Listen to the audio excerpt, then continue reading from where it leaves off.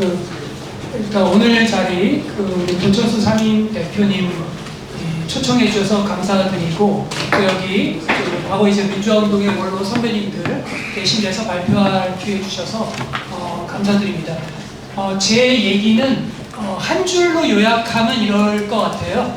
제가 오늘 드리고 싶은 주장은 지금은 어떤 새로운 강력한 힘을 가진 운동이 펼쳐져야 된다. 그거는 제도권 내부의 정당 내에서도 그렇고 외부 저희 시민사회가 함께 거대한 운동을 이제 펼쳐야 될 시점이다. 그러니까 현재 제도권 정당에게 맡겨놔서는 굉장히 위험한 순간이 지금 도래했다라는 생각이 듭니다. 그래서 제가 오늘 드리고 싶은 얘기는, 그래서 제도권 내 외부가 힘을 합친 좀 강력한 운동을 해야 되겠고, 그 운동의 주요한 아젠다는 여러 가지가 있겠지만, 한 가지는 지금 이래경 선생님이 말씀하신 시민의회의 실질화, 그리고 제 개인적으로 또 한 가지를 들자면 모든 세대, 젠더, 다양한 사람들의 공통된 관심사 중에 하나인 돌봄이라는 키워드를 가지고 올해와 내년을 전면화해야 되겠다라는 게 제가 가진 문제의식입니다. 그래서 사실은 김태희 총장님 이 얘기로 그냥 끝나도 되긴 할 것 같은데, 그래도 뭐 조금 부연 설명을 약간 더 드리고자 합니다. 그래서 뭐 제 발표, 일단은 PPT를 좀 넘기겠습니다. 이거 잘못됐네.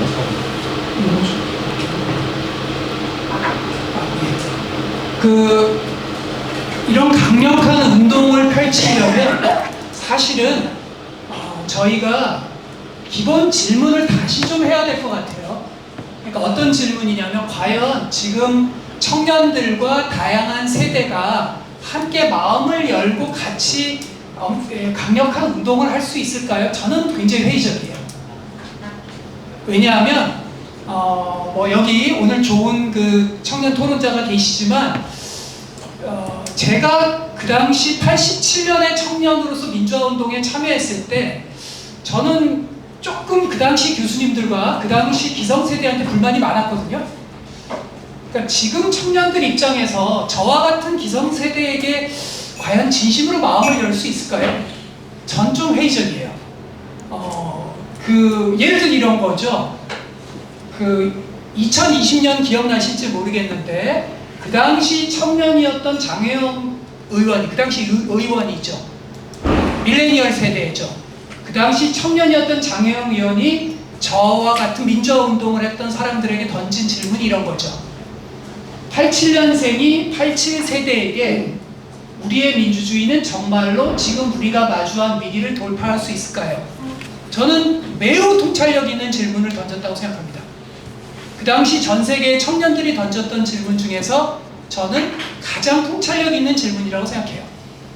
근데 그 질문에 대한 저희들의 답이 뭐였죠? 그 당시 국회에서 민주화운동을 했던 여성운동 하셨죠? 김상희 부의장님이 되게 감동해서 장 의원에게 악수를 청했던 기억이 나요. 근데 그 이후로 지금 2020년이라 지금 저희가 AI 에이전트가 논의되고 있는 2026년이에요. 근데 이 질문에 대한 어떤 답이 있었죠? 라는 걸 우리 스스로 한번, 저도 그렇지만 우리 스스로 한번 돌아봐야 된다고 생각합니다. 이 질문에 겸허한 답이 없이 과연 강력한 어떤 새로운 운동, 그리고 이재명 정부의 성공, 혹은 민주개혁, 혹은 진보 세력의 성공 가능할까요? 전 불가능하다고 생각해요. 이 질문을 다시 소환해야 됩니다. 근데요, 며칠 전에 우리 존경하는 이부영 선배님이 지금 위원장으로 계시는 광복 100주년 행사가 있었습니다. 그 행사에서 이제는 전 의원입니다. 장혜영 전 의원이 토론자로 초청받았어요. 그때 저는 과거 2020년의 질문을 떠올리지 않을 수가 없었어요. 근데 그 행사에서 지금 선진국에서 벌어지고 있는 다양한 현상, 우리나라도 지금 벌어지고 있는 현상이죠. 아까 그 김상근 목사님이 말씀하신 극우 퍼퓰리즘, 특히 기독교 근본주의와 관계된 전 세계적인 현상에 대해서 우석훈 작가가 굉장히 좋은 발표를 했다라고 하더라고요. 근데 그 토론장에서 장혜영 전 의원이 던진 질문은 뭐냐면, 글쎄 되게 좋은 발표인데 그 전에 먼저 힘을 가진, 그러니까 선진국 트렌드를 얘기하시기 전에 힘을 가진 세력, 저와 같은 민주화 운동 중에서 정치 행위자로서 힘을 가지신 분이 있죠. 그분들이 먼저 방황과 표류를 얘기하면서 미래 어떤 선진국 트렌드를 얘기하셔야 되지 않느냐? 라는 질문이 저는 되게 와닿았어요.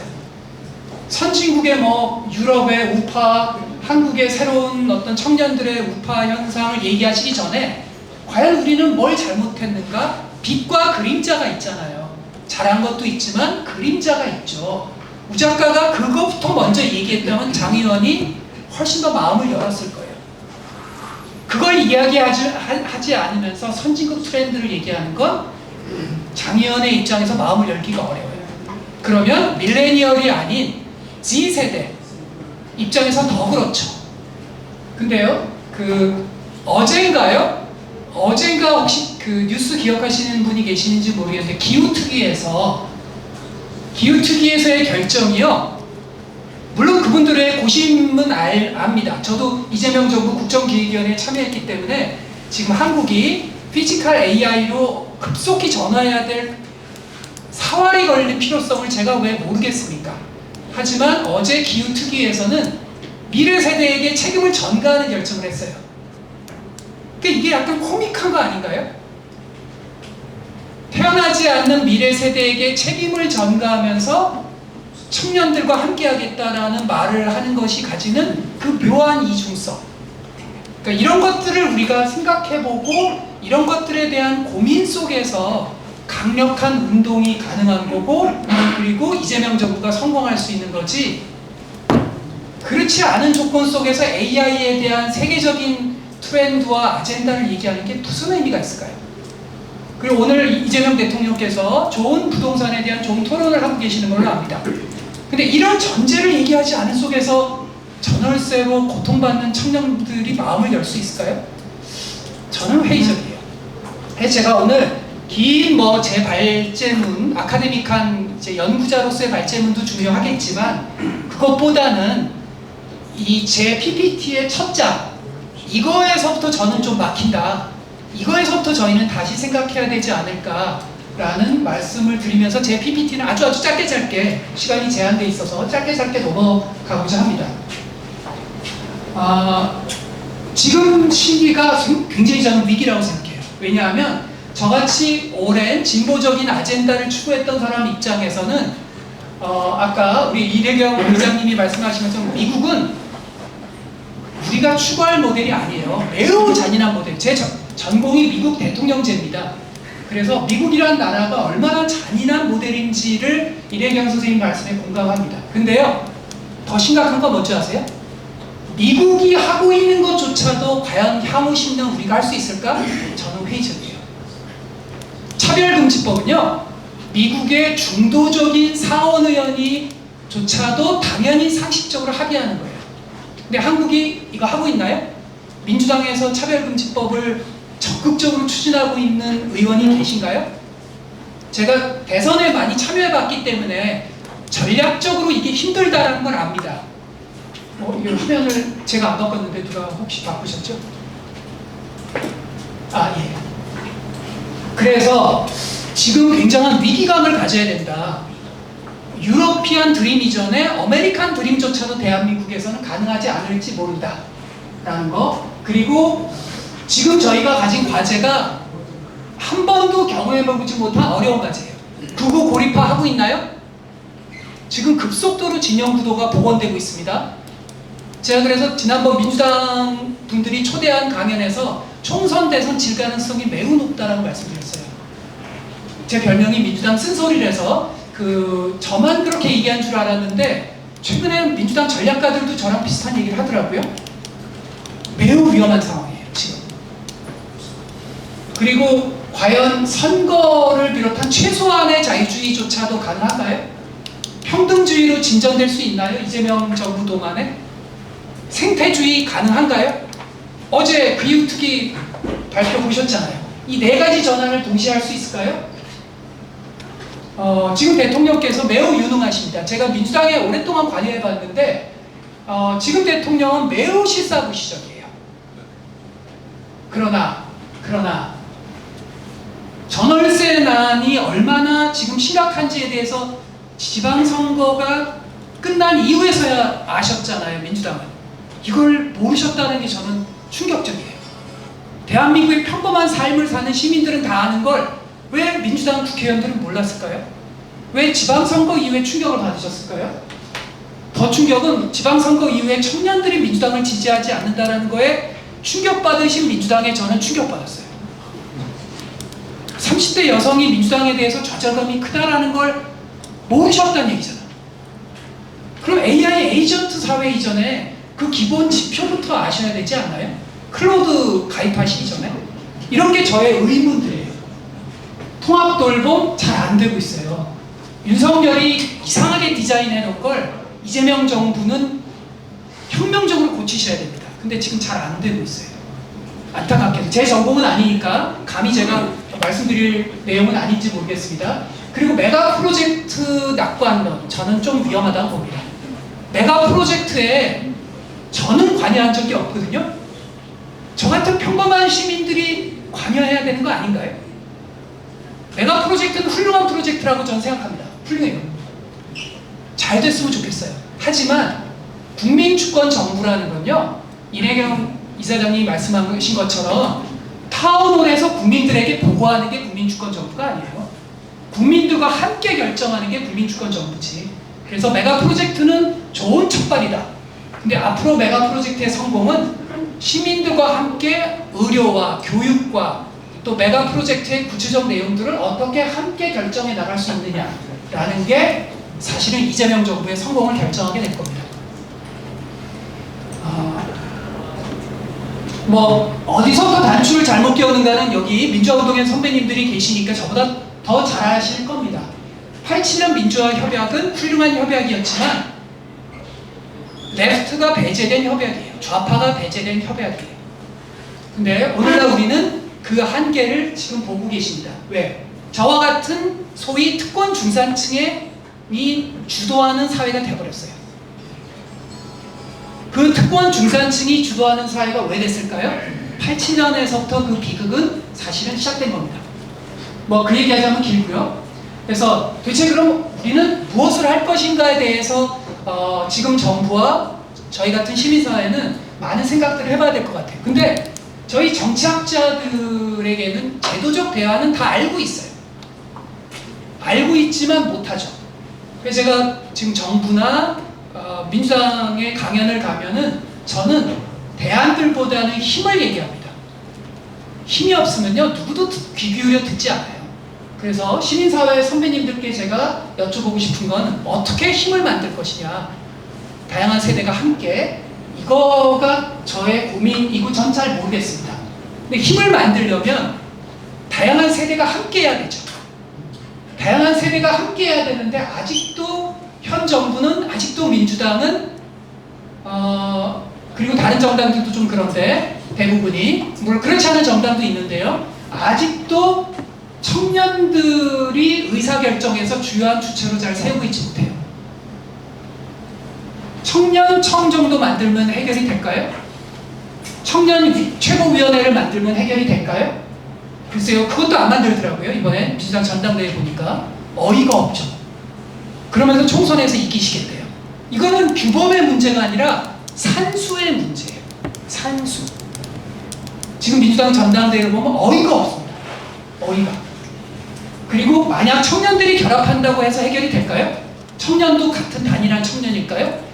특권 중산층의 청년과 전월세로 고통받는 청년이 같은 블록일까요? 그런 부분들 생각해 볼 필요가 있죠. 그리고 지금 국가 전략이라는 부분에 있어서도 저는 국가미래전략위원회 같은 좋은 제도를 만드는 것에 대해서 이재명 정부의 그 문제의식 전 찬성합니다. 근데요, 미래학자들을 만나보시면 다른 얘기를 하실걸요? 중요한 건요, 위원회가 아니에요. 위원회가 아니라 함께 시민들과 함께 미래 전략을 같이 고민하는 거예요.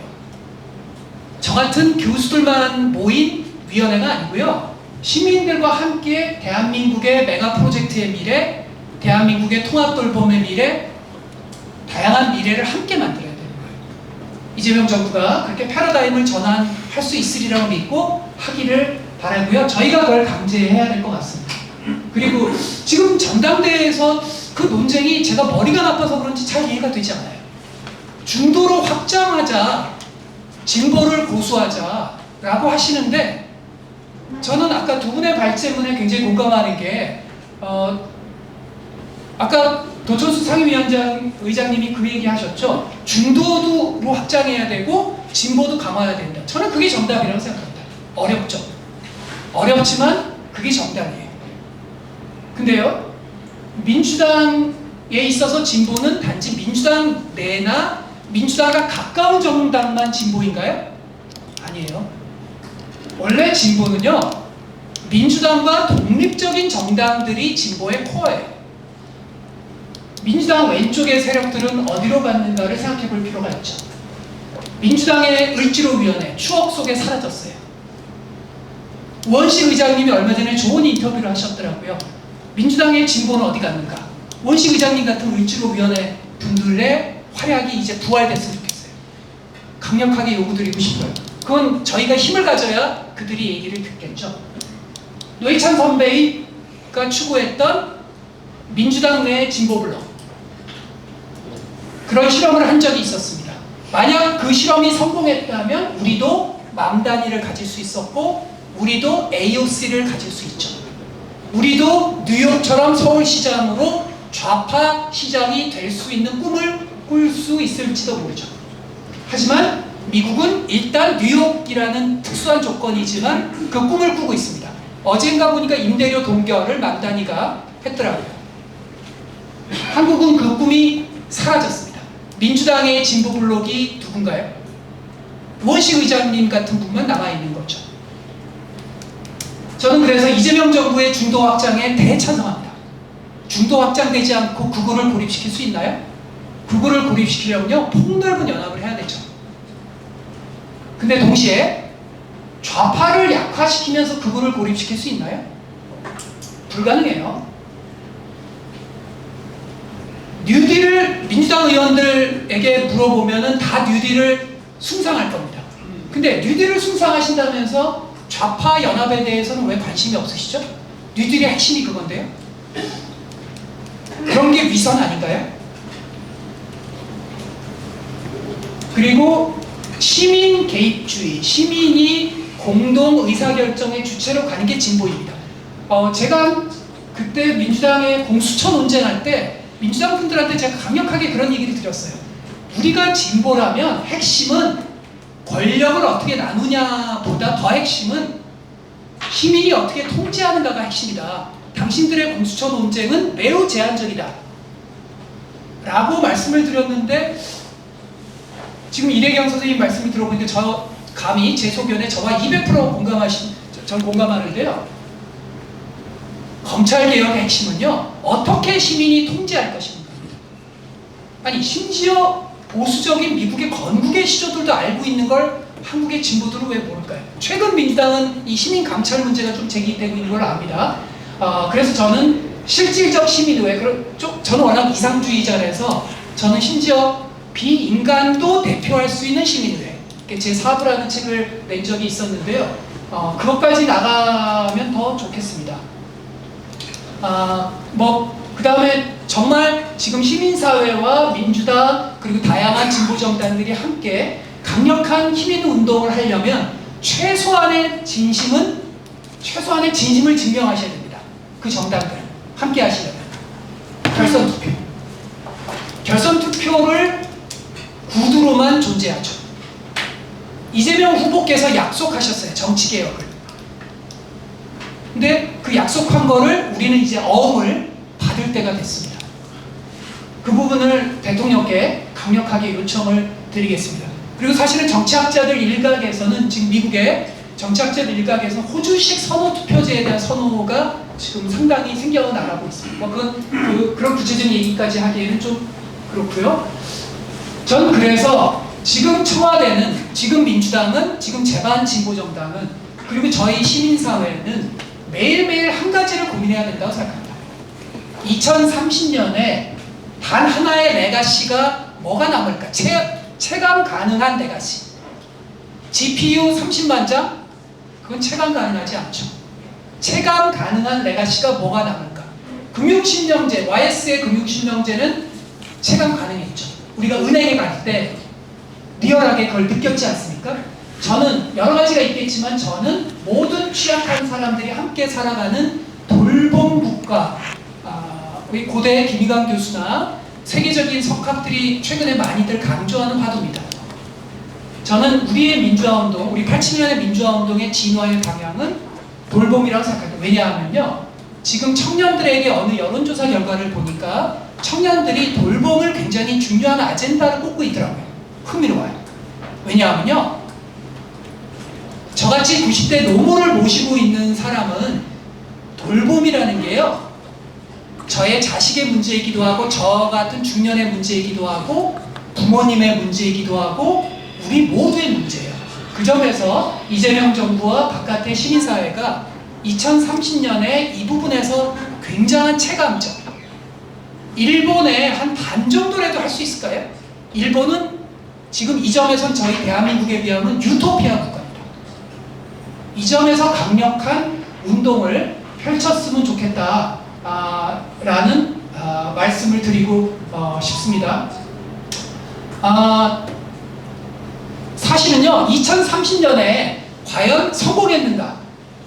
이재명 정부가, 그리고 그 다음 민주개혁 세력이 정권을 재창출할 수 있는가? 그리고 바깥의 시민사회가 저희가 응원봉 시위를 하면서 그 고생했던 그 보람을 찾을 수 있는가는 사실은요, 추상적인 어휘에 있지 않습니다. 그건 구체적인 사람의 목소리 속에 있죠. 제가 뭐 자세히 설명드릴 길은 없지만 응원봉 시위에 참여했던 희주라는 친구, 이 친구가 다시 광장에 나가지 않고 청년 자산제 앱을 클릭하면서 청년 자산제가 이재명 정부 동안에 우리의 강력한 협업 속에서 될 수 있었을 때, 간병인이, 소상공인이, 그리고 조상지와 같은 탈시설 장애인이 그 어떤 어린이날 소원이 처절하지 않는 그런 2030년이, 그게 민주화이죠. 민주화는 추상 속에 있는 게 아니라 우리의 모두의 평범한 속에 있다는 거. 그래서 그런 강력한 운동을 제도권과 저희 바깥의 시민사회가 힘을 가지고 전개할 수 있었으면 좋겠고요. 그 점에서 민주화운동의 원로인 선배님들의 지혜와 그 의견을 여쭙고 싶습니다. 예, 이상입니다. 감사합니다.